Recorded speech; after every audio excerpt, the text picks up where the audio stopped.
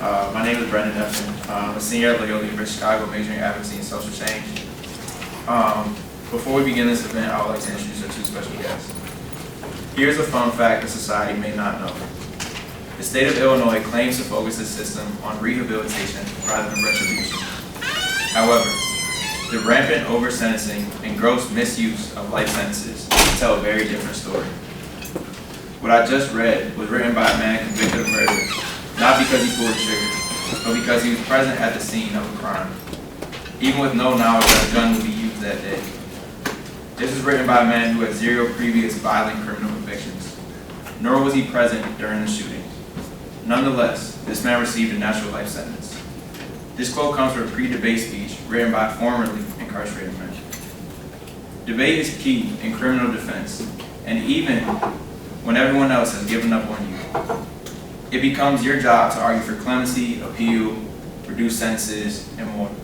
Debate might arguably be the most important skill needed by incarcerated individuals. The two people I will now introduce understand this importance, and that is for a couple reasons. The first being that Katrina Burlett, the woman who stands before you today, founded the Justice Debate League, which coaches debate teams behind bars with the goal of strengthening the voices those rarely heard in our society. Even with the system that continues to battle our organization, Ms. Burlett continues to fight the Illinois Department of Corrections and advocate to continue to provide a program for incarcerated individuals. The second reason is that the words I quoted at the beginning and the man I described, that man sits here today. His name is Oscar, otherwise known as Smiley, and he continues to fight for justice and for those incarcerated, as he also pursues a master's degree in ministry from North Park University. Please help me welcome Katrina and Oscar.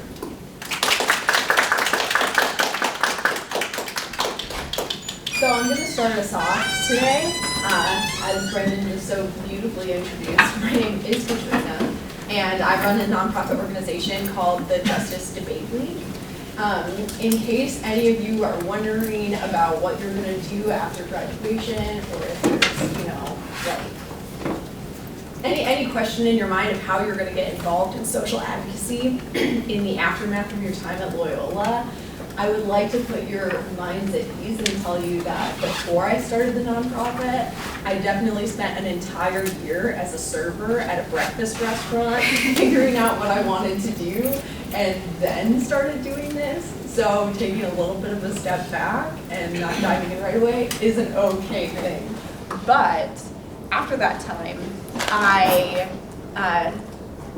started just doing a little bit of soul searching and figuring out what was really important to me and what I wanted to do, and I ended up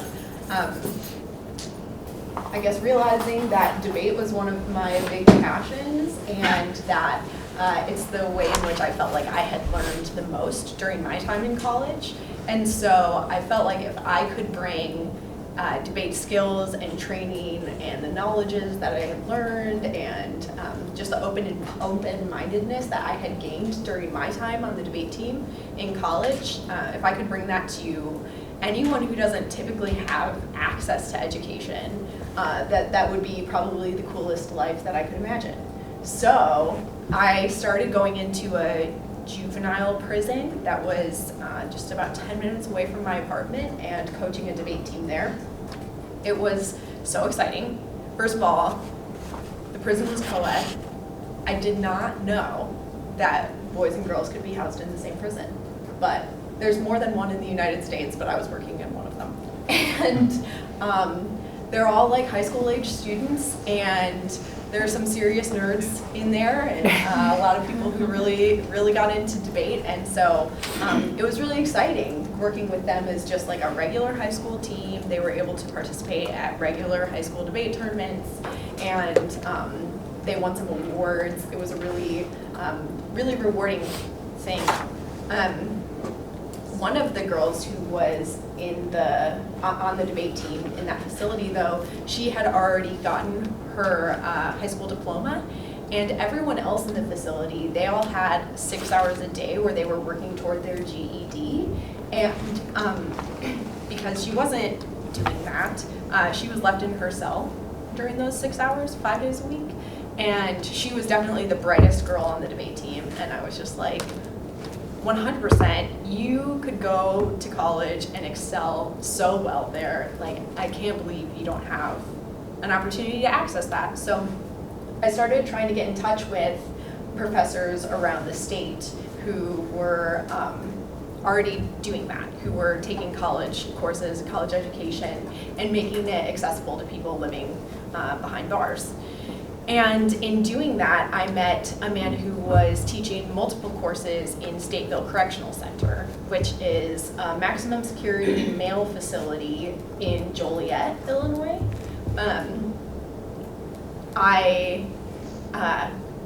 When I met this guy, he was like, "Oh my gosh, you're a debate coach. Can you teach me how to debate so that I can teach guys inside?"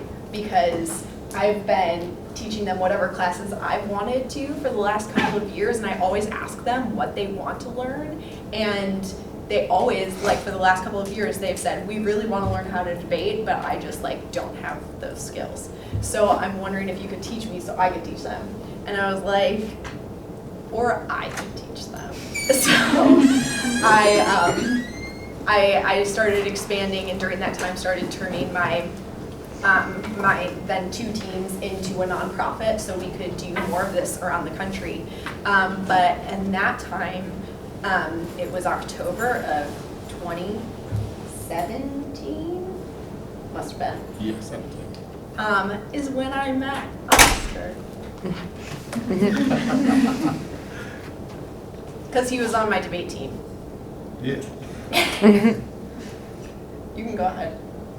Well, as far as me, I was just released from prison August 5th, right? Of this year, after serving 30 years of mandatory natural life sentence for guilt by association under the guise of accountability. Now, for those of you that don't understand what accountability is, accountability means to aid, abet, or facilitate the commission of a crime. It basically says that the person who is the lookout man is just as guilty as the person who is the shooter, even if the lookout man didn't know that the person that did the shooting was going to pull the trigger. I was 18 years old when I fell up under this law. Now, as far as my situation, I wasn't at the scene of the crime. I didn't have a weapon. Wasn't even a lookout man. And even though I had minimal criminal convictions with no history of violence, I was given a mandatory natural life sentence, which on the surface says that I was incorrigible or irredeemable. But when you look at the fact that the state offered, before my trial, the state offered me an 11-year plea at 50%, which means I would have to do 5.5 years without even having to turn to testify against either of my co-defendants. You see that even the state felt that I had redeemable qualities. Now, just to show you the type of system that we're under, right? On appeal, the courts upheld my conviction with logic like the gang evidence was relevant because it shows that he might have done something, right? So when they did this, the significance of that is that my case wasn't a gang-related case. This was admitted by the state. And by it not being a gang-related case, gang evidence was supposed to be inadmissible. But what the state did is they argued and cried to the judge to get it in because they said that if you take the gang evidence out, you're going to be cutting the guts out of our case. So that's how they ended up winning the argument with the gang evidence, right? Now, the way that the court was able to uphold this is through a law called a Supreme Court Rule 23 order, where they don't have to publish your case for the public to see it, right? And what happens is that, so what they did is they hid my case for years and years, and it was hid. So in like 2015, I took a mass incarceration class. And when I took the class, the professor brought U.S. Congresswoman Jan Schakowsky to the class. And when they brought her to the class, she started talking about what she's planning to do against mandatory minimums. So I asked her, I stepped up and asked her, I said, well, can I give you an argument against mandatory minimums? She said, well, sure. I said, I was offered an 11-year deal at 50% without having to testify against any of my co-defendants. If I had taken the deal, I would have been home in 1995. I said that, how is it that I'm considered redeemable after the 11-year deal after being offered 11, then I'm beyond rehabilitation when I don't take the deal, because when I didn't take the deal, they turned around and gave me a mandatory natural life sentence. That's actually when I began to realize that I had hope, because her response was so enormous, and it was like, you know, she responded visibly, but then she went and wrote an op-ed and mentioned my situation in a Sun Times op-ed that year. So that's what happened after that. Not long after that, I met this lady here. She came to Stateville as our debate team teacher. The first thing we had come together to find out was what we was gonna have, what was the topic. What was the debate topic? What was the debate topic? Somebody came up and said, well, we should debate to see, to try to bring the parole board back. Everybody in prison love that idea, because, you know, everybody want to get out. Brought that up, bring back the parole board. So that was on the agenda. From there, it evolved, the idea evolved to getting legislators to come to the debate and see the debate. Also to this lady here, the tenacity of her. So what happened was that we get legislators to come to see the debate. I wasn't in the debate, but she came to me and she said, Smiley, it would be a travesty for us to have this debate and you not tell your story. So that's when I wrote what you just read off the story of. I wrote an essay called Our Natural Life Sentences Being Applied the Way They Were Meant to Be. And in the essay, what I was trying to show was that I broke it down from the death penalty, and I was showing that natural life sentences were meant for the worst of the worst, like John Wayne Gacy of the Oklahoma City bomber. How are they trickling down to cases like mine where I haven't killed anybody? So once I read that, all the legislators in the room were appalled and shocked by my situation, because now all of a sudden what happened was that the Rule 23 order don't matter no more, because now my case is exposed. See, so now all of a sudden everybody in the room is shocked and appalled, and they, you know, coming to me about my situation. But it was one state representative that ended up taking my situation into consideration. Her name was Rita Mayfield. She's a state rep. Not long after that, that's when they banned her from coming down to the prison, because she gave us a voice and they didn't want us to have a voice. So they banned her from coming to the prison. And when they banned her from coming to the prison, like I say, Rita Mayfield ended up coming anyway, because she was going to bring Rita Mayfield. But what happened was that Rita Mayfield ended up coming anyway, and she found out that I had a clemency pending. So she brought the head of the clemency board and said, it's a guy I want, you know, this. I want you to see him, because I don't know what's going on. You know, there's something wrong. So when he came, he said, she told me that he said that guy doesn't belong in there. So then, January 11th of this year, Governor Rauner granted me clemency. I was the first one that wrote his own clemency and got it granted, and it was granted. When Governor Rauner granted my clemency, I was upset. I'm talking about I was seething. Everybody was wondering, what? Everybody in prison was mad at me because I was mad. You see what I'm saying? Because I was mad because of the simple fact that I was expecting to go home, and he commuted my sentence from natural life to 70 years, which means that after doing 30 years, I have 5 more years left. Now everybody in prison, they mad at me. Oh, that's a blessing. You should be here, you should be this, you should be that. Well, what they didn't understand is that when you have natural life, you have no time. So time means nothing in there. So 5 years was nothing when you have natural life. But when you have time now, you step back into time, so the time means a lot more. You see what I'm saying? So now the 5 years, after doing 30 years, I'm thinking like, I got 5 years to do, and I know I'm gonna be on a clock countdown, and it's gonna be aggravating, it's gonna be on my mind all the time, it's gonna make the time to start shooting by real slow. Good thing is that I also wrote my post-conviction petition, and the judge had already granted that, so I had that in play. So, you know, after that, and see, another thing that I was mad about the clemency petition was that a couple of days after they granted my clemency petition, I was watching the news. And while I was watching the news, I see the officer that executed Daquan McDonald ended up getting 6 years, right? So I'm like, wow, he gets 6 years for executing this guy. I haven't killed anybody, they want to label me with 70 years. And it didn't make no sense to me. So I was really upset.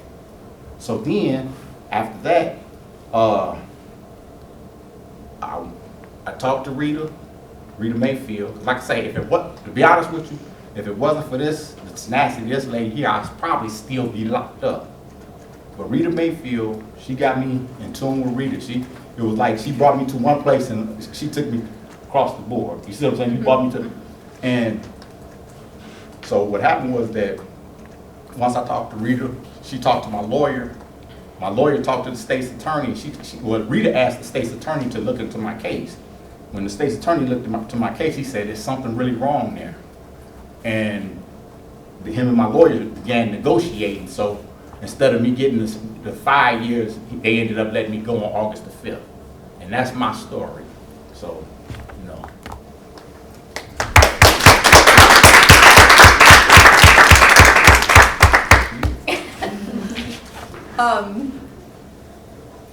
I just in regards to Smiley's story, I think it's so encouraging to hear about a story like his where this horrible injustice was done, and then, like, thank God we were able to set it right.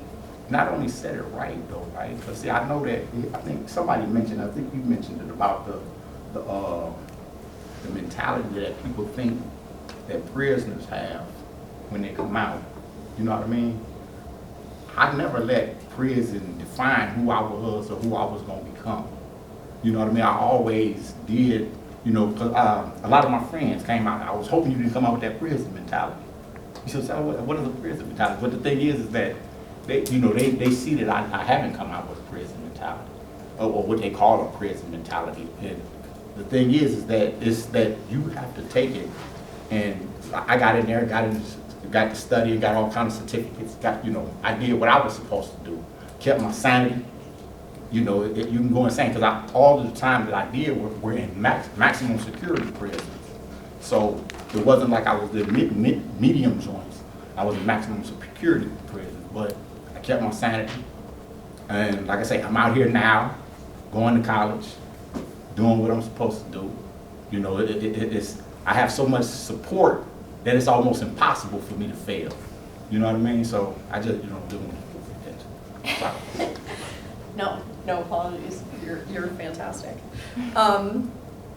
So Smiley was in prison from the time he was 18 to the time he was 49. He celebrated his 50th birthday just a couple weeks after being released. You can bet it was a bash. Are you a Leo?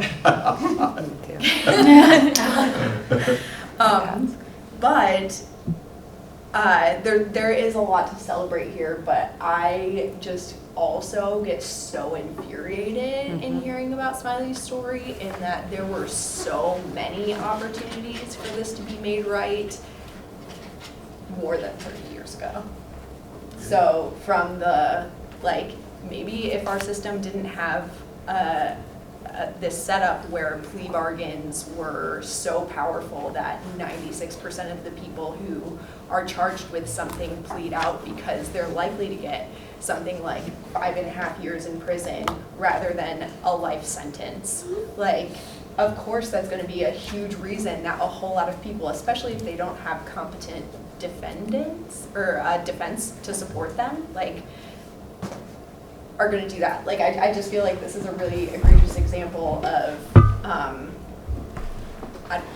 why on earth are you such a different person if you use your right to a fair trial rather than simply plead out? So there's that. Yeah. Second, on appeal, what the H? The appellate court literally broke the law in upholding the law. Why was that allowed to happen? Yeah. And the state's attorneys who looked back at his case over the last few months and decided this man didn't do anything, he needs to be released, they were reading through his original trial transcripts and they were like, what were you even convicted of? Like, we don't even see why you're in prison. So like, I don't know, maybe someone asking that question at the original trial. Exactly. Like, there are, or not having the Rule 23 so that his case could have been published and maybe anyone would have noticed and been like, hey, something's wrong here. But like, our government has this way to shield itself when, I don't know, I guess they're aware that this is like a really shady thing that's going on. If you have the Rule 23 order, right, removed, I don't think that the appellate court can come with a ruling, a saying like, well, it shows that he might have done something. You see what I'm saying? You can't. I don't think he could have came with a law like that. Yeah. You see what I'm saying? So he would have had to really cover himself in another way than saying that, well, the gang evidence is relevant because it shows that he might have done something. Yeah. You know, so it was like, yeah. Yeah. And then, not to mention, right, I had the main witness against me, right? I just found this out. He told them that I didn't do nothing and he wasn't gonna testify against me, but they told him that if he don't testify against me, he don't get the deal. So he testified against me, but he basically still said I didn't do nothing, but I guess he mentioned me enough to put me at the scene of the crime. You see what I'm saying? So, yeah, that's what I had to deal with. I just found that out. Have you guys seen When They See Us? Yeah. Did you just weep your face off? Okay. I like am emotionally struggling through it like 5 minutes at a time, and then I watch a little more and I'm like, oh my God. But I feel like your case is literally the same. Like, it was just like a whole bunch of people going out of their ways to like make sure that you were considered guilty in this instance, and then like keep you hidden in prison and try to keep it on the down low as much as possible, and just. That's what it was. You know, a lot of people were talking about me suing, and the thing is that I thought about it, but it would have, if I take that and try to go for actual innocence, they'll make me fight that for 13 years. You see what I'm saying? Not only will they make me fight that for another 13 years, it's like, you know, then they, you know, instead of, basically the state, they operated in good faith by go ahead and negotiating, because there's a lot of guys in prison right now that's going through the same thing that I'm going through, but they're being dragged on for years and years and years and years. So since they acted in good faith, because they didn't have to let me go this year, they could have, you know, gave me continuous like they do everybody else. And even though they knew they was gonna let me out, get me out later on down the line, they ended up getting me out pretty swiftly. So, you know, my freedom was worth more to me than any type of money, you know. So, yeah. But they also let him out under the with the caveat that there couldn't be any media there. Right. So once again, this has to be hidden. We'll do it, just keep it quiet. Forgot about that. Last November, we, sorry, not necessarily Smiley was still in prison, but we, being a whole bunch of advocates for change in the criminal justice system, held a conference for a number of legislators about bringing a parole system back to Illinois. And I was one of the people who spoke in favor of it. There were about 8 of us speaking in favor of it, and 3 people spoke against it. The primary person who was speaking against it was Bob Berlin. He is the state's attorney for DuPage County, just west of Chicago. And he is also the head state's attorney. So theoretically, he speaks on behalf of all state's attorney in Illinois. And when we were there, he said, he was faced with Rita Mayfield. Rita Mayfield is a black woman who is the representative for Waukegan. And she was like, Bob, how do you advocate for not having a way to release people on like an individual basis when our sentencing is very much like based individually. Like we look at each case individually, and there are definitely like biases in that. Like you might have two identical people who committed the same crime in the same place, maybe slightly different times, but if one person's black and one person's white, the black person is likely to get sentenced to a whole lot more time than the white person. And Bob's response was literally, "We do not have racism in DuPage County." I'm not lying. The whole crowd gasped. It was the worst. And Fuck Bob. I don't know.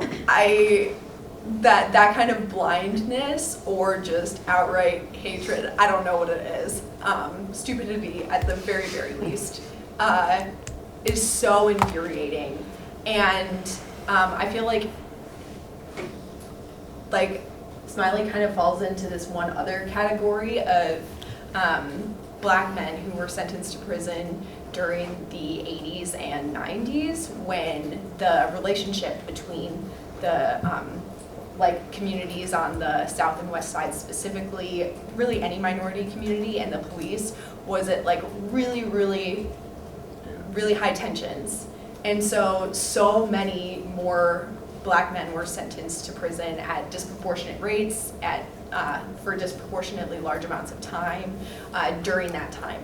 So even if like DuPage County doesn't have racism right now, like we have a history of really terrible racism in this state, and that if we ever needed a sort of check on maybe a way to release people who are perhaps possibly unjustly put in prison, then like setting up a parole system to evaluate that for bias, like now is the time to do it, because a lot of these men have already served decades, and that's probably a lot more than their white counterparts would have served. That was one of the arguments that I was gonna make if I would have gotten in the debate, was that if I had been able to go before a parole board with my prison record now, when you look at my record on the street, never been in really no trouble, and you look at my prison record and I haven't been in any trouble. What's the better indicator of who I really am? 48 years of no trouble, or one moment of accountability. You see what I'm saying? So by me never being in any trouble, like I say, it's like, I don't know, I'm starting to get frustrated. I'm thinking about it. I think we both are. We're getting way off track. I don't know. It's all injustice. But I remember my point. Yeah, go ahead. The point I was gonna make is that if we did have a parole board, and I had been able to go before the parole board, I'm quite sure that I would have left at least 10 years early. You see what I'm saying? So yeah, I think a parole board is very important. Bring back social justice there.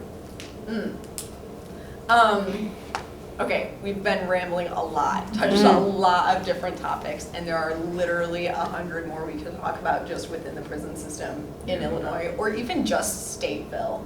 But we would like to hear what you actually want to hear about. So questions, yeah. I was curious about your like prison mentality that you spoke about a lot, or lack thereof.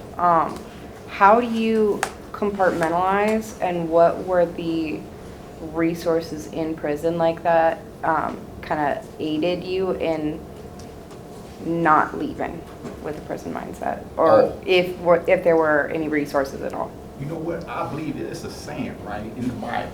It says, train up a child in the way he should go, and when he is older, he won't depart from it, right? I basically had a good foundation in me, from the get-go, right? So, when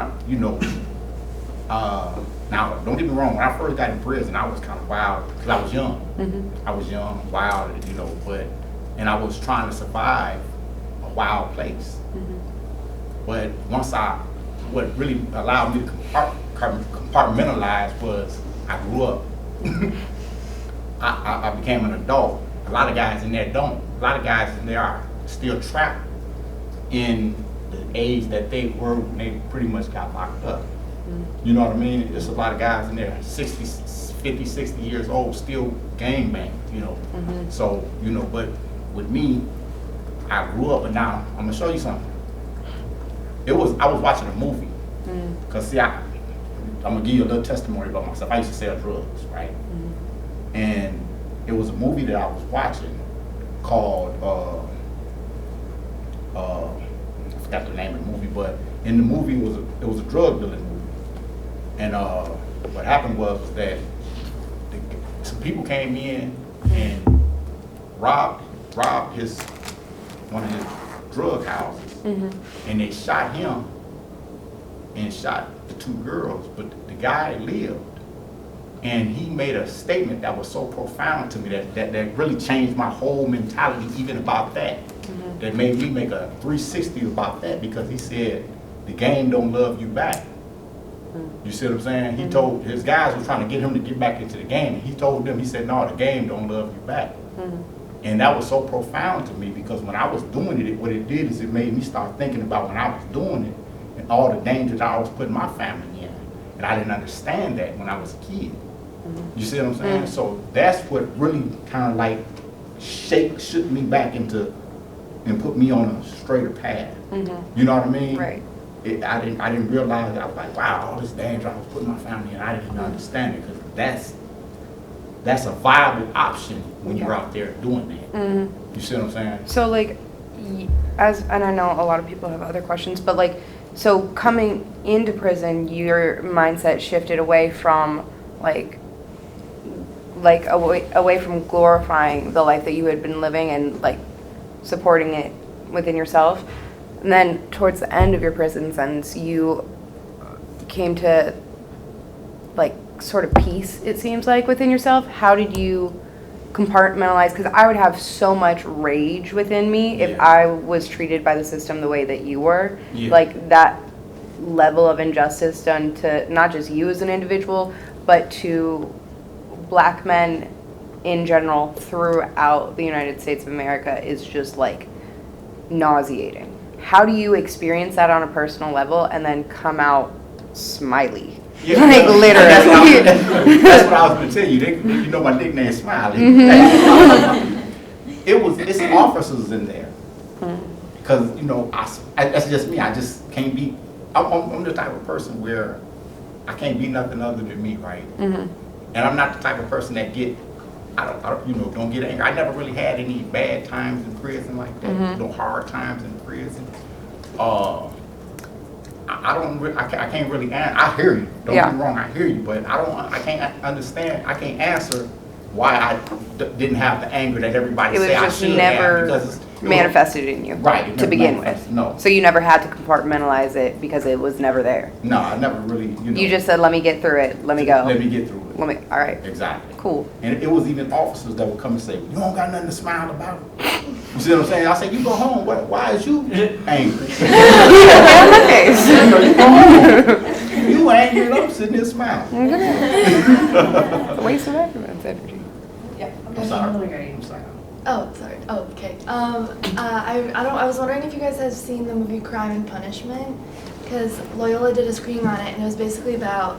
I thought a lot about it when you guys were talking because it was so interesting. But it was about how like the New York police precincts have a quota for how many Black men, Hispanic men, brown men that they detain or arrest, and it was like how they are not. I thought about it how like they're putting Black men and minorities into prisons that they didn't commit a crime for, they don't have enough evidence for, but they're also ruining their reputations outside of it. So they arrest them for a crime like having a weapon, and it turns out they've never had it, and then that crime is dismissed, but that still shows up on their record. Like, what do you think about that? And like, what, I don't know what question I'm asking, but like, yeah, like, what do you think about that, and how do you think like debating could change that? Because I don't know if they have a voice, like, you know, if they're arrested.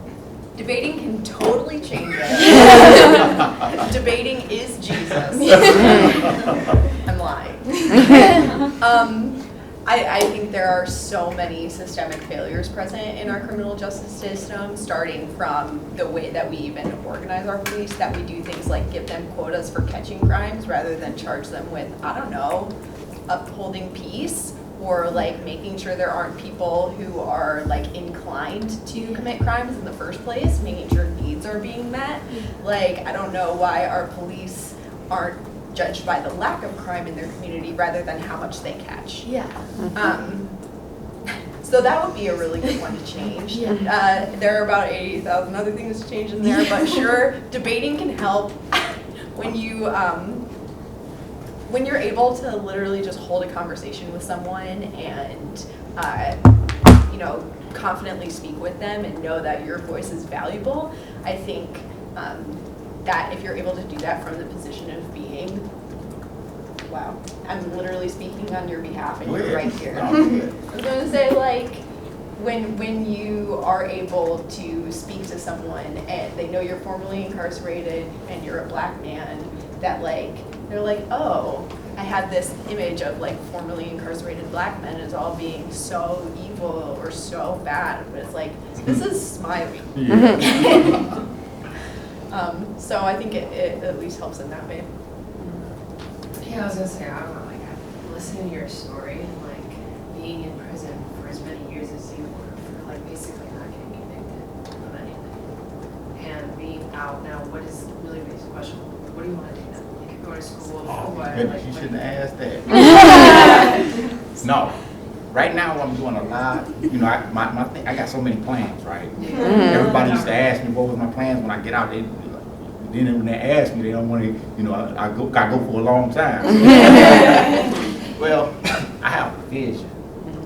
And, you know, I'm going to get a job. That's going to be my initial thing. I got 1,000 job offers. That's beautiful. I'm in North Park College. I'm fighting to get the parole board back. Stuff like that.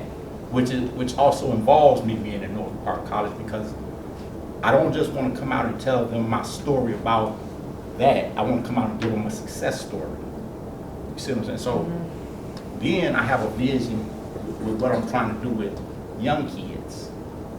And I have what I'm trying to do is implement a program where I get kids like 8 to 12 and give them opportunities, jobs, so to speak. When I give them jobs, it's going to be basically, it's going to be like a voc school for kids. And what you're going to do is we're going to try to help them find what they're good at. You know, because one of the things we never had when we was growing up, at least I didn't, we didn't have nobody to push us to set goals and accomplish them. And that's what I want to try to instill in young kids that age. But I want to also give them, like I say, put some money in their pocket to try to deter them from the street life, so to speak. You see what I'm saying? You give them a job while I'm doing it. So that's just a synopsis. Because see, you know, also what I'm going to be doing is like my grandkids and stuff like that. What I'm doing with them is I got a granddaughter that's great in basketball. I can show you some stuff on my phone. You know? But I'm going to be training them to be in the sports. And when I get them to the point where they're ready, like if I was supposed to win pro playing baseball. So if I can get one of my grandkids to be, you know, a top 3 pick in baseball, I'm going to train them to that point.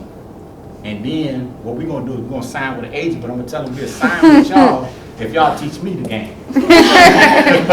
So I got all kind of plans. Is there also like, hold on, sorry, is there also like any like stories about like this situation? I just think that this should have like some media coverage or like some like blog online talking about your story and what you're doing. Oh, Is there, or like you should write a book or something? yeah, that's what everybody. Yeah. Thanks though. So, okay, first, what position did you play in baseball? I was a pitcher. I was third baseman. Oh, what? My shoulder hurts. I would have been throwing in the high 90s. Not up. Yeah. What? You could have gone pro. Oh my God, what was my second question? Oh, okay. So I have, my focus for advocacy and social change is largely environmentally focused, but I'm also really passionate about criminal justice and criminal reform. And I've experienced a lot of different organizations that have found a lot of success having like young kids like work in like oh god, what was the word you used? You used Voc school. vocational school, but like have it be not just towards like themselves, but also towards the community and like stuff like gardening. That's great. Like Yeah. the kids at first they think it's so lame and so stupid, but like when you're making the place around you, when you're showing like the physical space that you're occupying love, it changes your mindset about how you want to behave in that space. And like I don't know That's if that's great. something that you're That's a great considering. idea. One of the things I was trying to do as far as with the Voc school that I didn't mention is that it's a blessing to be able to get paid to do something that you love to do and that you would do for free. You know what I mean? So what I'm trying, I'm gonna have stuff like that. I'm gonna be trying to help them find what they're good at, baseball, basketball, whatever, engineering. We just gonna help them and try to help them and push them. Get them connected with resources that already exist, but like work with passions that are still developing. Exactly, and that's what my vision is on that. That's awesome. Thank you. Thank you. Anybody else? How difficult was it for you to readjust to society after being in prison for so long? What was phones like? Yeah. Phones, Yeah. like like coming from technology when you were incarcerated to technology now. How you feeling? We was in the Flintstone area. Look, I'm just now getting it. And I still don't get it all the way. Right. I was just asking her, because I did a speech at a recidivism luncheon. And the lady sent me the speech, and I was just asking her to try to download it for me. I'm having trouble. That's the only problem I've really been having trouble with. I've been out for almost 3 months. It seems like I've been out for about a year and a half. Seriously, it really do. It seems like I've been out for a year and a half. Stuff moves faster now. It's like, because all of the stuff that I've been able to accomplish, though, and that makes a difference. Because I went like weeks just trying to get my IDs and stuff. Constantly going back to this place. You need your social security card to get your state ID. You need your state ID to get your social security card. You need both of them to get your birth certificate. And that's, stuff started falling. Then I ended up getting my license. Just bought me a car a couple of weeks, about a week and a half ago. Yeah, everything falling. I mean, I didn't really, that was one of the questions the guys used to ask me down there. What you gonna take from in here? Out there, I'm taking nothing from but they was asking me did I think I was gonna have a problem readjusting. I never did. I have a big, strong family that's real close, make sure I'm straight. I have a lot of support with people like her, North Park, the college that I'm going to, Lady Rita Mayfield, still, everybody. I've had a lot of support. The problem is that everybody that come out don't get that type of support. You know what I mean? And that was what that recidivism luncheon I was speaking about last week was all about. Everybody don't get the type of support that I can get. Like I say, it's almost to the point where it's impossible for me to fail. You know what I mean? I've never been a career criminal anyway. You see what I'm saying? I've never been a career. I just got caught in a situation that, you know what I mean? So when you asked me that question earlier, I'm just me. You see what I'm saying? It's like, I'm the type that if I'm in a bad mood, you would never know it because I don't take my mood out of nobody else. You see what I'm saying? So, like that. So I'm curious, so you mentioned when they see us, and I think the hardest part, especially when I talk to people who are like 20 or 30 years older than me, and I talk to them about when they see us, right? There are people from that generation who refuse to watch that show because they recognize that was a case of something that happens all the time. And you mentioned, your situation. I think that the unfortunate part is that this is a situation that goes on in so many different places that we never hear about, right? Like, I don't think any of us would have heard your story had you not come here today. Right. And you're one example of the many people this happens to. And so I'm curious, 2 questions. One, what keeps you hopeful? Like, what keeps you so happy? What keeps you hopeful that this situation will change? Because it seems like you're hopeful it will. Yeah. And the second one is, what do you think we can do to contribute to that hope, to contribute to that change? How can we help you? What keeps me hopeful is the fact that I see more people gaining coming in all the time. Just like I said, when I spoke at the recidivist luncheon, there was a lot of politicians there that were talking about the same type of stuff that we're pretty much talking here, social change, trying to help guys that, you know, in the situation that I was in, especially after I told my story, you know, because it was the same, I got the same reaction. Everybody was shocked and appalled, you know. Then, what was the second question again? What can we do to contribute to that open that change? Fall into the fight and support. You know, that's the biggest, because everything, all politicians listen to the constituents. You know, it's the voices of the people that they're gonna listen to more so than an ex-offender that gets out like this, like me. You know what I mean? Don't get me wrong, I have other ideas that I'm gonna do, because one of the things that I'm gonna try to do, right, is I'm gonna try to also start talking to victim rights, the victims, because of the simple fact that I remember one time I was watching a program about the South African reconciliation. But I forgot what it's called. But what it was that it was a lady that said, she told this one guy where they was confronting the people. One of the things that happens in society is that they say the system gets justice, but the victims' families never really get justice because they still hurt. But what happened with this lady when she confronted the person that killed her family members? She said, "I'd never forgive you." But the thing was that when she was able to speak to him and release that, it later on down the line, she was like, you know, do you need something to keep warm? Because she was, you know, they keep that stuff bottled up. What I would like to do is try to get with victims eventually and try to get them to see if we can try to reconcile victims with some of the people that, you see what I'm saying, so that the victims can get the healing. You see what I'm saying? Try to get victims healing, because the system get healing, but the victims don't never get healing, and that's the main person that really needs healing, is the victim. I'm going to give you a couple of really concrete steps. So if you want to follow through, you might want to take out a pencil, because I'm also going to throw some dates at you for just a second. So I've put up here the names of the representative and senator for this area. So if you're a voter in this area, if you're living around campus, this is your representation in Springfield. And we are hosting a conference on October 28th and 29th. It's like next Monday and Tuesday. And Smiley is going to be speaking there. It's going to be in Springfield. It's set up for the senators and representatives to be able to attend. And so if you want, you know, people who are making laws to be able to sit down with Smiley and hear the same kind of thing that you've just heard, that is like a really, really good concrete way to bring about change. Please call them and tell them to attend the conference.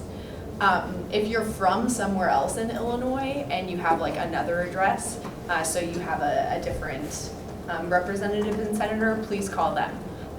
We're trying to get as many people to the conference as possible, so spread the word. It's called the Convening for Higher Education in Illinois Prisons, featuring Smiley. So 2 quick phone calls. Yes? Do you have a website for the conference? Yeah. So illinoispolicy.org/maps. If you need to look up who your representative and senator are, illinoispolicy.org/maps. And then you just put your address in and it'll tell you who they are.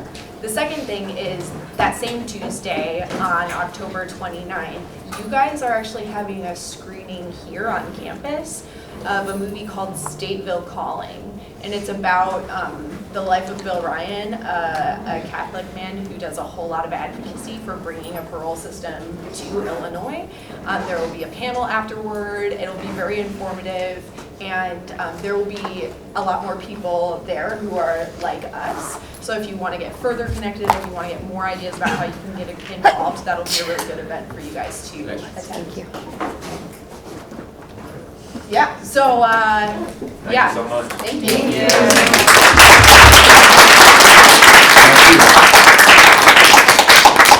We're not in a hurry, so if anyone wants to come up, hang out, ask more questions, you're welcome. You're welcome to